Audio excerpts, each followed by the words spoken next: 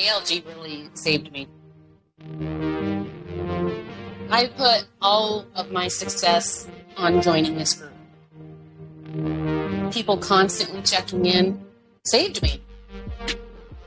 I made so many friends with people that I've never met, but I feel incredibly close to, and I consider them family. It really is a family. It is a place where you can just be yourself, and there is no judgment. There is no shame. You are so welcome there. Nobody has to be in this alone. Everybody is either going through or has gone through the same thing at one point. Let's do this.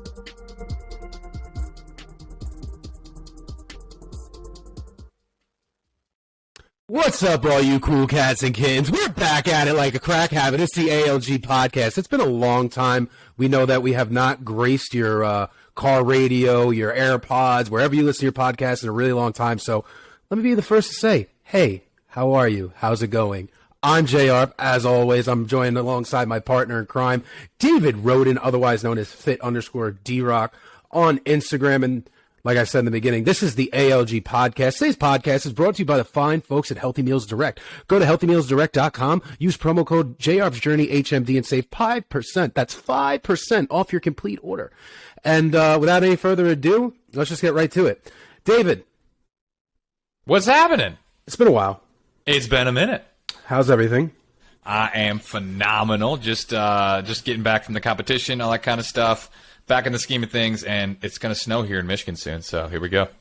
That's disgusting, actually. It was 70 degrees today in New York. Actually, it's not that cold. I just know it's inevitable. So I know it's going to happen, so I might as well just get myself ready for it. That was kind of like saying, hey, it's Christmas is coming. Yeah, it is.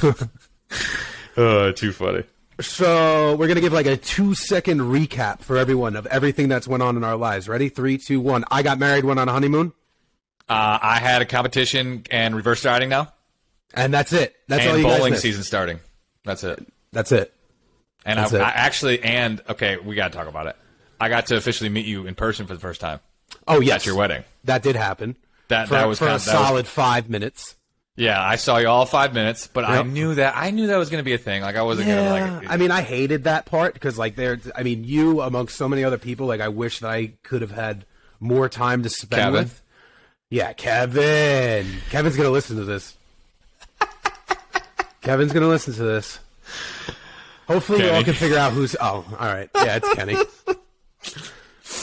So, for those who want to be in the know about the Kevin shit, so I saw David at my wedding, gave him a big hug, hello. Then my dad walked over. I introduced my dad to David, and then I'm introducing my dad to the rest of the table. Now, I'm stone cold sober. It was all the influencers.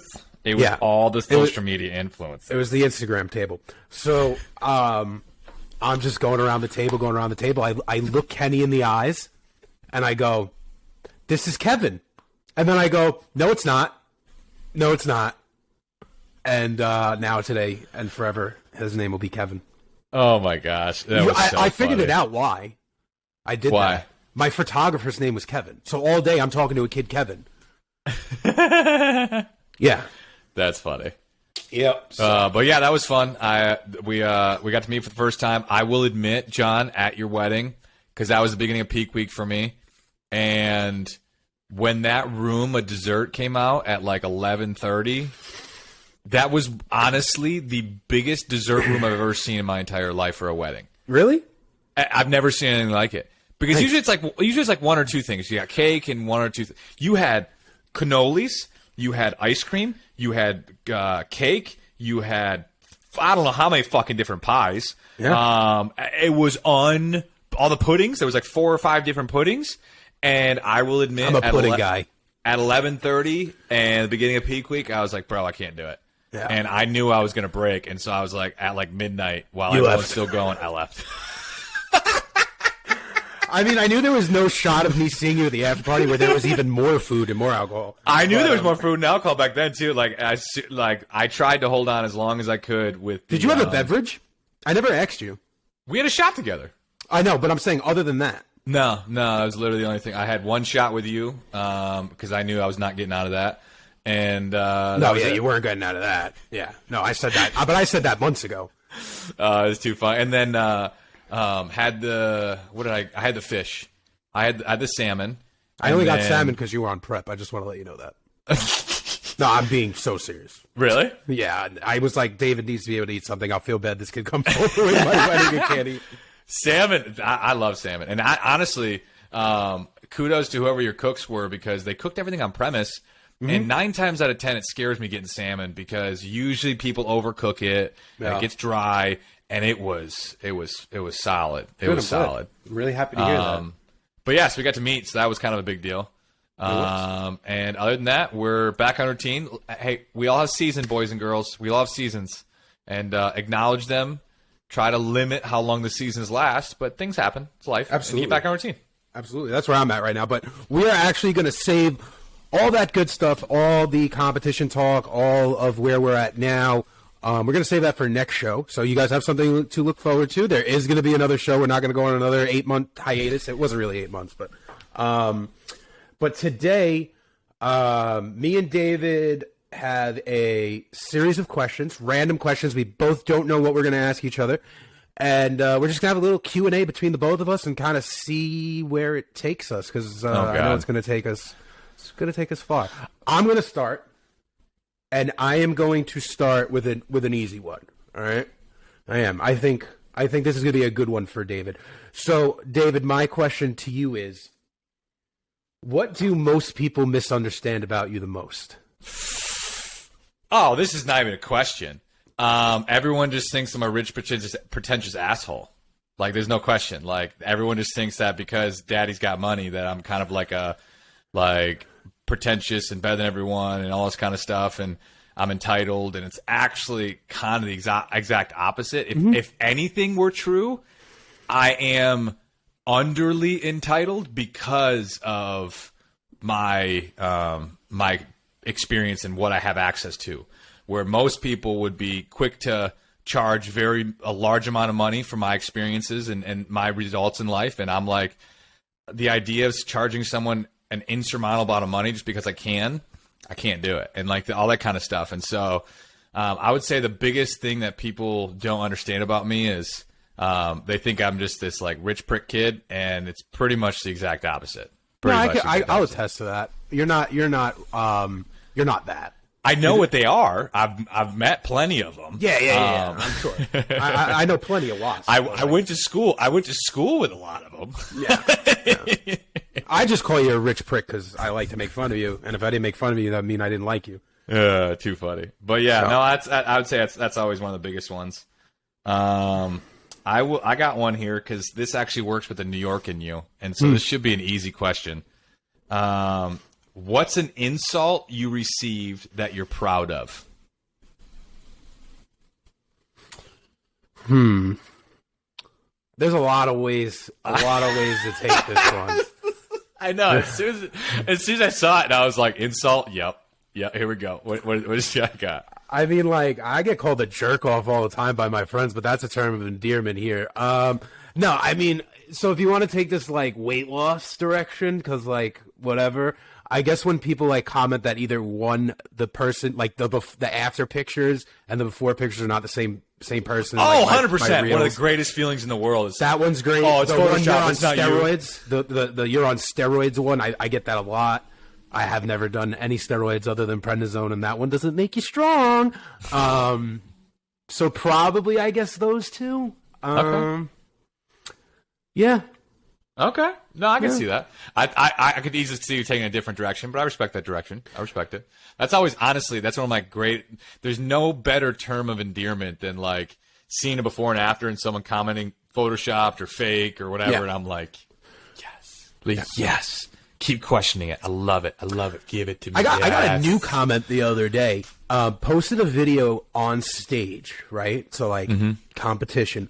Full competition. There's no way that you would not think what this was not me on stage in a competition, right? So for those that follow bodybuilding or know anything about bodybuilding, there's something called vacuuming, right? So like you vacuum the midsection, you bring everything in super tight, and you pose. Someone comments, "Could you suck your stomach in any harder? Like, how skinny do you want to look?" And I'm like, well, actually... That's the point. That's where we're headed with this one, buddy. Like, I don't know what you want me to tell you. That's funny. So yeah.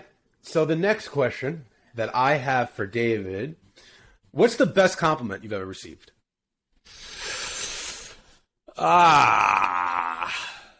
Honestly, one of my I'll say in this context, you actually give a shit.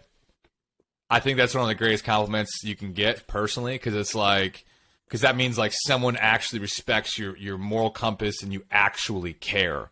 Because like there's so many people out there that are fake as fuck, and they, especially in the social media world, it's all for glamour, it's all for money, it's all for that. And the compliments of like, you actually give a shit, you really do care, feel good, because it's like that's there's no bullshitting that. And so that authenticity is one, like anywhere where my character and moral compass is being celebrated is just the greatest thing in the world for me. Absolutely. I like that. I can agree with that. Plus, when you get said I have really good shoulders, I like that too. The one good thing on David's body. I had to go vanity a little bit. Come on. Yeah. Come on. All right. Here we go. We're going under. Okay.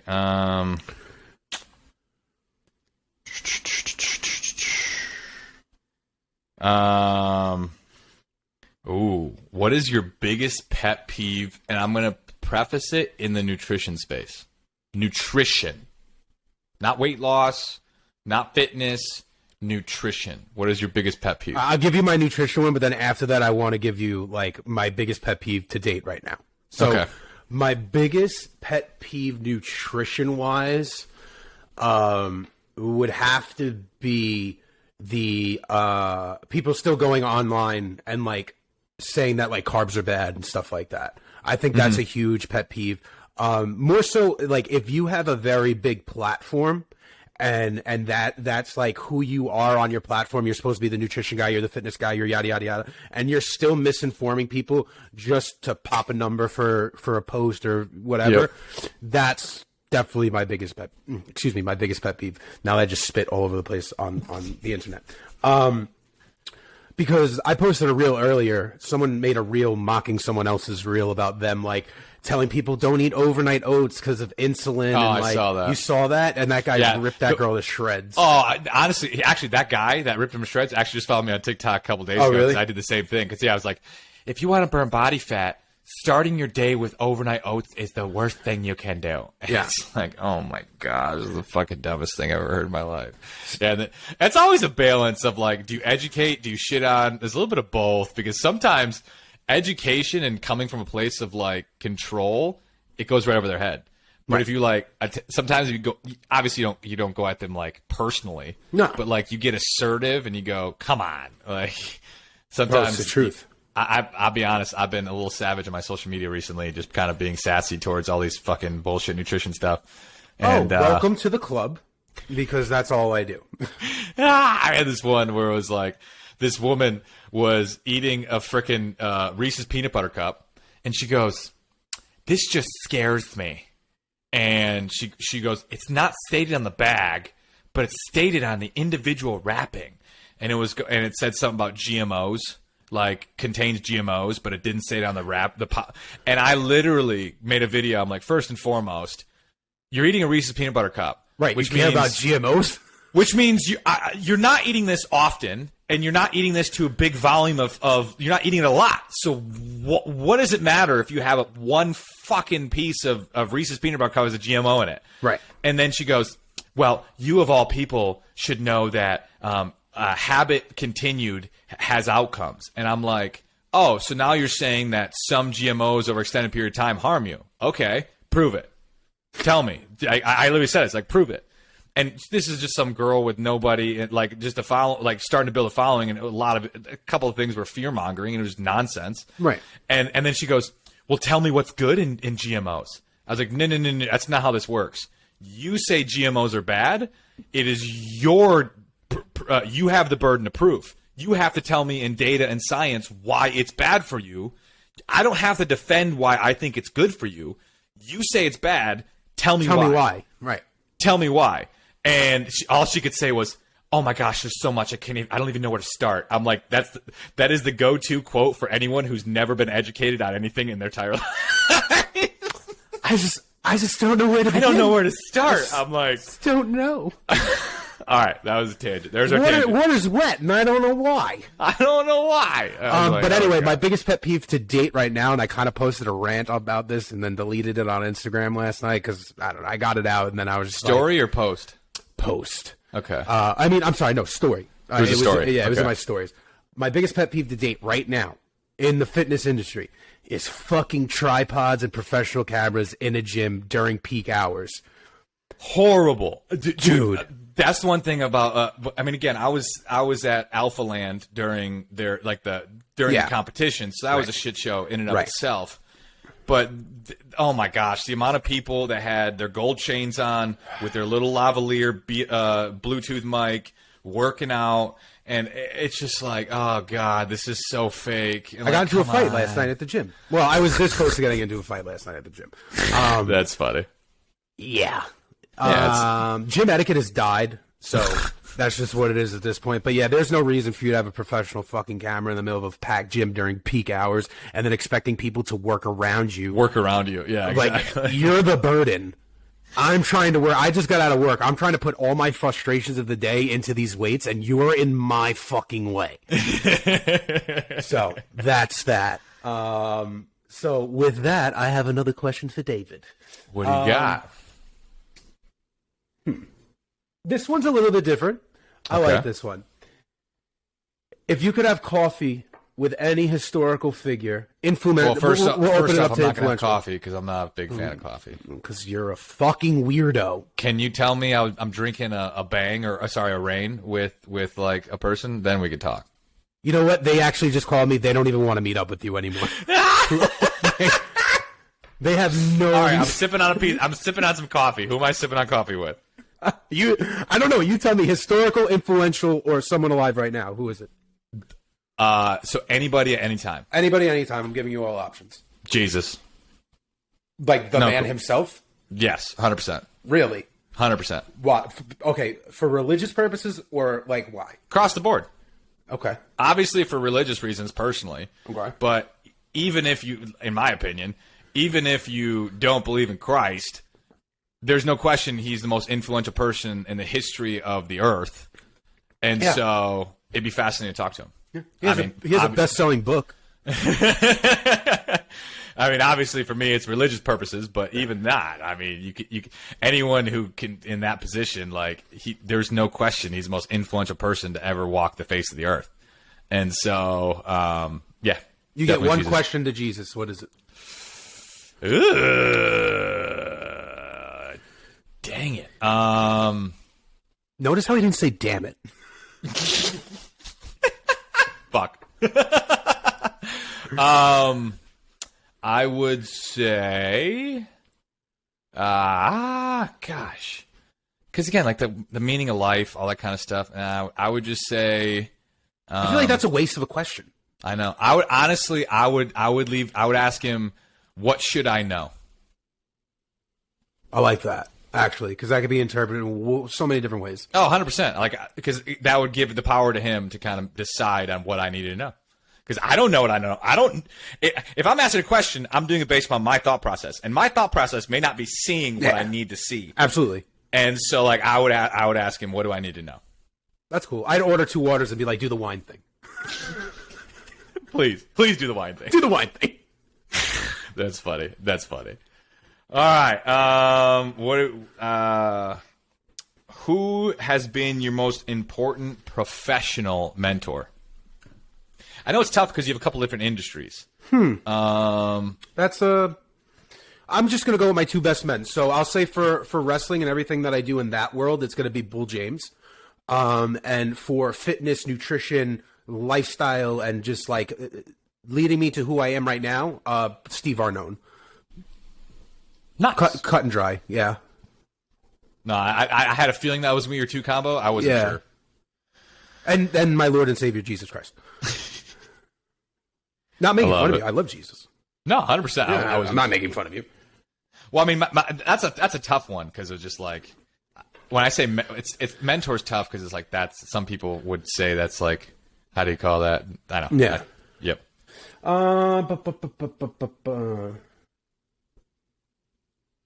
Ooh, this is a fun one. If you had to eat one meal for the rest of your life, what would it be? Oh, you got to preface this like.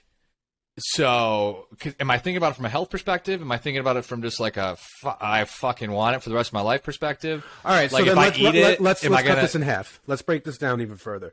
Give me one. If you're on a deserted island, you can only bring one. What is it? It doesn't matter. Calories aren't a thing. You're on a deserted island. What's Okay. that? What's that meal? Pizza. Okay. What kind? Just regular cheese pizza? Probably Jets because it's extra calories. Okay. All right. No toppings though, just cheese sauce. Done. Oh, Hawaiian, no question. Pineapple on pizza. Fucking weirdo. Pineapple on pizza. Go fuck I'm not yourself. I'm not opposed to the pineapple on pizza thing. I've had pineapple on pizza. I'm not gonna sit here and be like, "Oh my god, you're the devil, pineapple on pizza." Like I've had fucking weirder things in life. I don't understand how anyone thinks pineapple on pizza is just bad. I can understand people. It may not be someone's taste. I think those people haven't had hot pineapple. Because when you have hot pineapple, that changes the game. Good. No, it is. It's decent. It's the ham that I don't like. Like if you Okay. told me Well, it was usually like I do pineapple bacon. and bacon, I'll do pineapple and bacon. Usually the ones I've always done, it's been bacon. So then let's flip that on its head. What is one meal you're going to eat for the rest of your life if you want to be at peak performance forever? No, you're not changing it. 90-10 beef and like tortillas. I like tortillas. I'm a tortilla guy. Yeah, so like basic and like the higher fiber ones. So like either the Mission lower carb one or whatever. The ones that are a little more fibery and a little lower carb and calorie. That would be like a go-to. I could eat the shit out of these Those little carb 90-10 balanced burritos. Mission ones, they're so There's good. a new one at Costco that it's the same calorie, same general macro complex of Mission, but they're at Costco and they come in a 20-pack and they're delicious. Who are they buying? And off the top of my head, I can't. It's La something. I feel like I know what you're talking about. But the yeah. the carb balanced Mission ones, they're so good. They're And solid. they're so soft. Yeah, they're delicious. And well, the one to be honest, that's one of the reasons I don't like the Mission ones compared to this one I get because since they're so soft, they don't burrito it well compared to. I understand what you're saying. They don't like roll up well, where this other one rolls up better. But yeah, I would say 90-10 beef burritos with like a high fiber tortilla shell. I like that. Gets my solid fat, high protein, gets my fiber, and good nutrient. Because red meat's a solid. Anyone who says red meat's just inherently bad for you is just nonsense. I could eat red meat every fucking day. Great micronutrients in red meat. Yeah. Yeah. You're up, baby. All right, we got. Actually, this is the question because it goes off what you're saying, and I've actually never heard the story.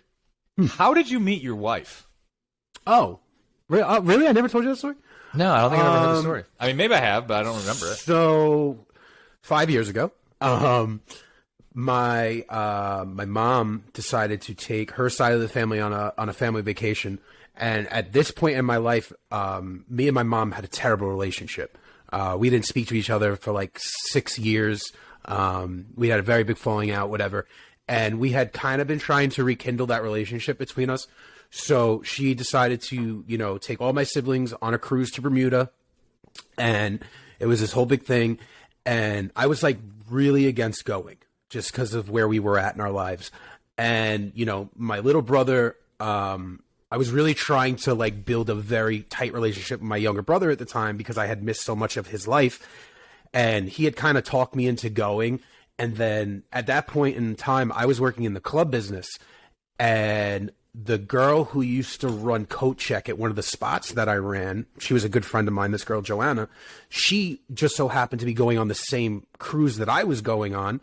And I had like posted that I was going, and she posted that she was going. I was like, hey, I think we're on the same cruise, yada, yada, yada. So that kind of like pushed me to go more because like at least I knew her and I knew some of her friends. So I was like, oh, in case anything happens with my family, I can just bail out on them. I'll hang out with these guys. I see them all the time anyway, and it'll be a good vacation. Her best friend is Michelle. Me and Michelle had met. We hated each other on the cruise. I'm not going to lie. Like we were really not into each other at all. She thought I was cocky. I thought she was stuck up. And like the second to last day of the cruise or the last day of the cruise, I had asked her for her phone number because there was just something about her the whole time. As much as I like didn't say that I liked her, like there was just something about her. And she gave me the wrong telephone number on accident, found me on Instagram, reached out to me on Instagram, was like, hey, I don't want to be an asshole. This is my phone number. Like, I accidentally gave you a digit off because I'm just whatever. And I took her on a date. I waited to take her out. She was like, listen, she had just started in the school system. She just became a teacher. And I was like, I want to take you out. She's like, listen, I'm not available for like 3 to 4 weeks. And I was like, all right, I'll wait. Pencil me in. And the rest is history. Ah, that's fascinating. That's fascinating. Yep. On a cruise during a solar eclipse. That's cool. Yeah. Very cool. Yeah. All right, ask me. What do you got? Well, David. We got like 1 or 2 more rounds apiece. Oh, absolutely. Actually, I want to ask you this. What is a funny story your family tells about you that you would share? Funny story about me. Like your family tells people at parties and stuff. So this is always one that's funny. Again, predisposition to things. I was more well known in my neighborhood than my parents were. Where it was a very common occurrence where we'd be, say we walk as a family or we cross paths with one of the neighbors or we're at the grocery store and one of the neighbors. Anytime a neighbor or an acquaintance were to come up to us and talk, it would be, oh, you're David's parents. Mm-hmm. It was always, you're David's parents, because everyone knew me, because I was always talking to people, walking around, saying hi to everybody. Even at a very young age, that was just a very normal thing. So when push comes to shove and someone was like, oh, it's never, oh, you're Ray and Karen's son, or, oh, you're Mr. It's, oh, you're David's parents. It was always that way. It was always that way. And then the other one would be, I ask why constantly. Why? How does that work? Why does that work? How does that work? Why does that work? It used to drive people nuts, but I always ask why. That must be an August 14th thing, because I'm the same way with both of those things. That like to a T. Well, they used to call me the mayor. Yeah, they used to call me the mayor when I was a kid, because I would go up to everyone, talk to everyone, ask them a billion questions. That's funny. Yeah. Or is it because we're fat at a young age? 100% because we're fat. I think it plays a role. I grew up really quick. 100%. I think it was that's super interesting because, like, I don't know the whole maturity thing. And, like, when I was, like, 12, 13, 14, I had more fun hanging out with the parents at the parties. Hanging out with the parents and talking politics and talking, like, stuff than sometimes doing the weird, like, just kid doing shit. Whatever kid shit. Whatever the fuck they were doing, yeah. Yep, all the too. time. All the time. I was in the kitchen with the parents. The kids were fucking, I don't know, what the fuck, eating dirt. I don't know what the fuck they were doing, playing with Power Rangers. That's funny. I'm talking about fucking Desert Storm. That's funny. What's your favorite childhood memory? This is such a hard one because there's always a hierarchy. There is a real big hierarchy. All right, I'll give you two. One, I was in kindergarten, and at the time, so my parents were still together because my parents are divorced. For people that don't know, so my parents were still married, and I used to live a block and a half away from my elementary school. So as a kid, I would walk home from school. Like, that was my, like, cool thing that I did as a kid. Me and my next-door neighbor would walk home together. He was a year or two older than me. So I'm walking home from school, and my grandparents, my mom's parents, live in Florida. They had moved to Florida, like, a couple of years before. So I'm walking home, and my grandma's walking up the block to surprise me at school. And as the story goes, I literally looked at her and just kept walking and ignored her and, like, didn't realize that she was there and was, like, trying to surprise me. So, like, I, like, walk in my house and, like, my mom, like, turns around to me and she goes, "Where's Grandma?" And I go, "Home? I don't know, in Florida? Like, I don't know. They left us. What are you talking about?" You just walked right past her, just zoned out. Right past her. And, like, to this day, my mom's mom will not let me live it down. That, like, I That's literally funny. just blew right past her, did not give a shit. That's funny. Second would be my 13th birthday. My mom surprised me, and she took me to WWF New York, which isn't there anymore, and, like, had a surprise birthday party for me. That's cool. Yeah. I would say I got this one is an interesting one. One most impactful for me, and it's weird. My 13th birthday. Dad comes home from work, and I was like playing. I think I was out front for some reason. I was like shooting a basketball or whatever I was doing.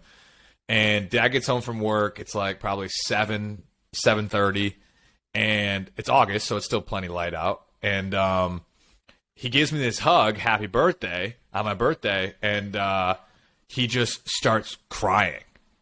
And I've witnessed my dad cry 3 times in my entire life, maybe 4. When my dog passed, when my grandma died, his mother, this event, and like one other thing. And he gives me this big hug, bursts into tears, and just says happy birthday, and that was it. And I was like, the fuck was that? And later on, I connect the dots because his dad died when he was 12, or his dad died on his 12th birthday. Oh wow! And so when I was 13, his dad never witnessed 13 plus.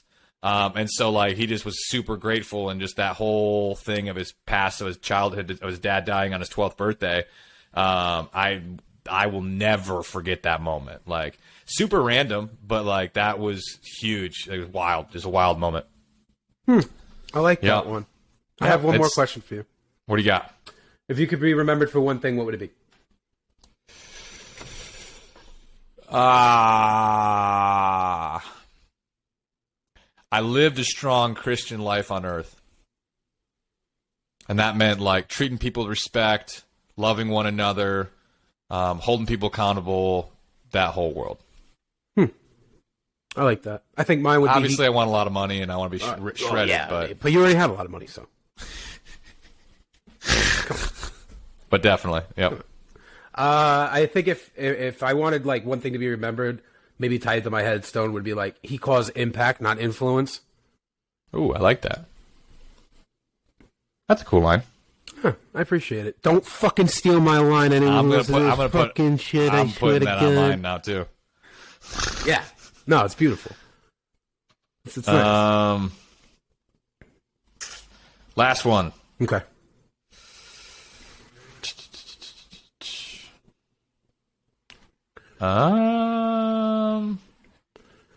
When you write a book, because it's not if, I know you want when. What is your current rolling title? Oh, it's 100% The Gains in Between. It's always The Gains in Between? Yeah, my first book will 100% be called The Gains in Between. Okay. Yeah, without a doubt. Very cool. Yeah, that mantra in itself has taken me to places that like I never thought were possible, and it was literally that mantra was made like I was at the lowest point in my life, like, and was about to make the big mindset shift. Like everything was, like when you're about to like really fucking hit the ground running, and like shit's about to get real and it's about to change. So like I would call when that mantra was made the eve of that. And I remember specifically, I was in my car with my 2 best friends at the time, and we were just discussing my weight loss journey. I think I must have been, this had to be like a couple of days out or like the night before I had gastric sleeve surgery. And my buddy had taken out a $1 bill and like had wrote some like stuff on it. Right. And somehow we had came up with the gains in between and like what that is and what that meant. And like, I still have that $1 to this day, and it's written on it in pen, the gains in between. And like, my buddy was like, when you change your life and when you change your world, this is going to be the 1 millionth dollar that goes in your bank account. And I was like, bet. So I'm nowhere near there, but yeah. That's cool. I never like, that's a cool story. The gains between, like, how is an event like that? I had no idea. Oh yeah. Like there was actual tears cried between 3 grown ass men in the middle of the night in Queens in a Jeep, just like venting to each other because my friends, I guess, were just so ready for me to change, and like they knew that I needed to change, and like finally I was willing to put in the work to do the change, and like it was now or never type of situation. And yeah. Yep. Very cool. Boys became men that night. I didn't know it was a specific event. So yeah, that's super empowering. Yeah, thank you. It's fun. I've had plenty of moments like that. I think that's the whole, considering this is Men's Mental Health Month, that whole like having a community where you can be vulnerable and have that conversation is super cathartic. Meaning, like it's like just being able to sometimes vent and do the things you need to do, whether it's therapy or whatever it is. If it's a friend, whoever it needs to be, super fucking important. I mean, listen, I can be a crier. If you were at my wedding, you know that I was a crier. I cried at my wedding.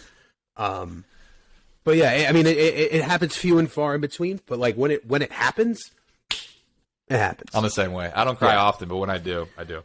Yeah. So, if you made it to the end of this podcast, I hope you had as much fun as we did, because I have to say, this is the most fun I had on a podcast in a really long time. It was fun. Yeah, I had a good time. You never know. Like the question game, it's just like, because you can't pre-plan it. You just do it and just see what happens. Yeah, absolutely.